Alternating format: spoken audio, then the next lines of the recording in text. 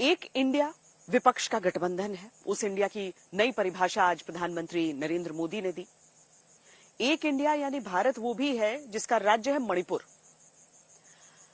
अब 2024 को लेते हुए जहां हर दल हर गठबंधन को दिल्ली में अपना अपना अधिकार दिख रहा है, वहां 2024 के चुनाव से पहले कोई भी गठबंधन, कोई भी दल इस समय झुकना नहीं चाहता, क्योंकि उनके अनुसार झुकने का मतलब होगा अपने मतदाताओं के सामने छोटा दिख जाना। इस तनी हुई राजनीति के सामने मणिपुर का वो तनाव भी है जो पूरे देश से और देश की सियासत से ये पूछ रहा है कि क्या संसद की सियासत हमारे लिए भी एक नहीं हो सकती है। भारत का भविष्य अपने परिवार, अपने माता पिता, अपने जीवन, अपने भविष्य पर घिरे खतरों के बीच मणिपुर के कैंप में खिलौने के साथ खेल रहा है, जहां इस बच्चे की बेफिक्री की फिक्र में घर वाले न जाने कितने दिनों से बेफिक्र होकर नहीं सोए होंगे।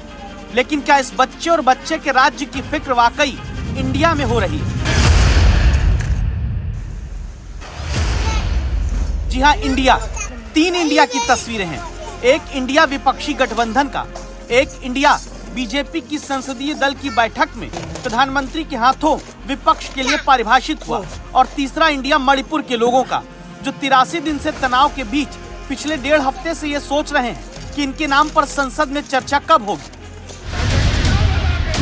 उस संसद के बारे में इन नवजात बच्चों को अभी पता भी नहीं होगा, जिसके भीतर से 20 जुलाई से लगातार मणिपुर मणिपुर की आवाज तो आती है, लेकिन सिर्फ हंगामे में, शांति से चर्चा के नाम पर नहीं। 2 समुदायों की हिंसा में 83 दिन से तनाव की आग में झुलसते मणिपुर के वो बच्चे हैं जिन्होंने जन्म तनाव के बीच लिया, जिन्हें पता भी नहीं कि इनके राज्य के नाम पर कितना हंगामा दिल्ली तक हो रहा है। कहीं जातीय हिंसा हो, सामुदायिक हिंसा हो या फिर कॉन्फ्लिक्ट की सिचुएशन में हो, तो उसका सबसे ज़्यादा असर, सबसे ज़्यादा बुरा प्रभाव हमेशा महिलाओं और बच्चों पर पड़ता है। मैं इम्फाल के उस इलाके में हूँ जहाँ आपको ऐसी महिलाएं दिखाई देंगी जिन्हें अपना घर बार तब छोड़ना पड़ा था हिंसा के दौरान जब वो गर्भवती थीं। और इस हाल में आप समझ सकते हैं कि खुद की जान बचाना और अपने गर्भ में पल रहे उस बच्चे की जान बचाना सबसे बड़ी चुनौती थी। और ऐसी न जाने कितनी महिलाएं इम्फाल के इस हॉस्टल में जान बचाकर पहुंची थी। लगभग 21 मई से लेकर के 21 जुलाई के बीच, यानी सिर्फ 60 दिनों में इस यूथ हॉस्टल में जहां इन महिलाओं को शरण दी गई है, यहां पर 32 बच्चे पैदा हुए हैं। इम्फाल के इस कैंप से 2400 किलोमीटर दूर दिल्ली में 6 दिन बीत गए। मानसून सत्र का चौथा दिन भी हंगामे में चला गया। जिन बच्चों समेत मणिपुर के एक नागरिक के हक की बात दिल्ली की संसद में होनी थी, नहीं हो पाई। क्यों नहीं हो पाई? आखिर संसद में और दिल्ली में चल क्या रहा है? अर्बन कोऑपरेटिव बैंकों के समस्याओं के लिए इस वीडियो को देखकर समझिए, जब सहकारिता से जुड़े मुद्दे पर गृह मंत्री अपनी बात रखते हैं, विपक्ष की तरफ से मणिपुर मणिपुर, शेम शेम, जवाब दो, पीएम आकर जवाब दे, वी वांट जस्टिस के नारे लगते रहे। अंत में अमित शाह ने कहा, दिया है तो वो डोर स्टेप सेवाएं भी दे पाएंगे। समझ सकता हूँ अभी जो नारे लगा रहे हैं उनको ना सहकार में इंटरेस्ट है, ना सहकारिता में इंटरेस्ट, ना दलितों में इंटरेस्ट है, ना महिलाओं के कल्याण में इंटरेस्ट है। तो उनके नारे लगाना बहुत स्वाभाविक है। मगर मैं फिर से कहना चाहता हूं, मैंने आज दोनों सदन के विपक्ष के नेता को पत्र लिखा है कि कितनी भी लंबी चर्चा के लिए मैं तैयार हूं।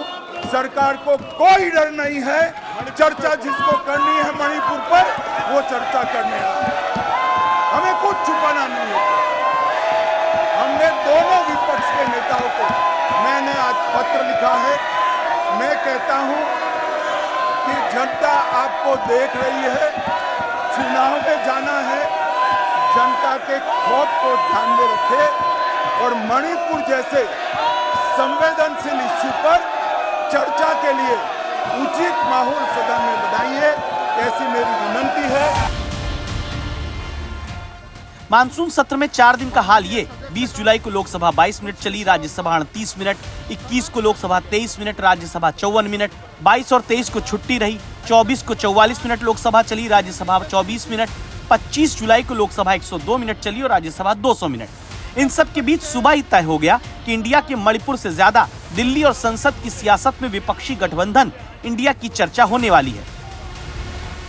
जब बीजेपी संसदीय दल की बैठक में प्रधानमंत्री ने विपक्ष के नए नाम इंडिया पर तंज कसते हुए व्याख्या की, कहा विपक्षी एकता के नाम पर जुटे गठबंधन के नाम में इंडिया है, भारत को गुलाम बनाने वाली ईस्ट इंडिया कंपनी के नाम में इंडिया है, आतंकी संगठन इंडियन मुजाहिदीन के नाम में भी इंडिया है और पीएफआई यानी पॉपुलर फ्रंट ऑफ इंडिया के नाम में भी इंडिया है। फिर क्या तुम्हारा इंडिया हमारा इंडिया के बीच मणिपुर की कहानी पीछे चली गई। सामने आई तो सिर्फ इंडिया नाम पर छिड़ी नई सियासी बहस।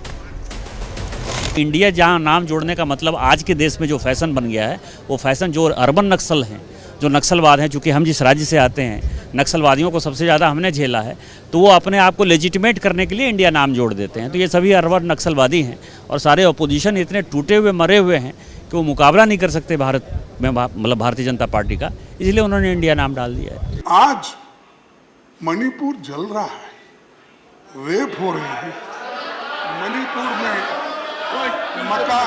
मकाना जलाए और आप वहाँ मणिपुर की बात हम कर रहे हैं, मणिपुर की बात हम कर रहे हैं, प्राइम मिनिस्टर ईस्ट इंडिया की बात कर रहे हैं।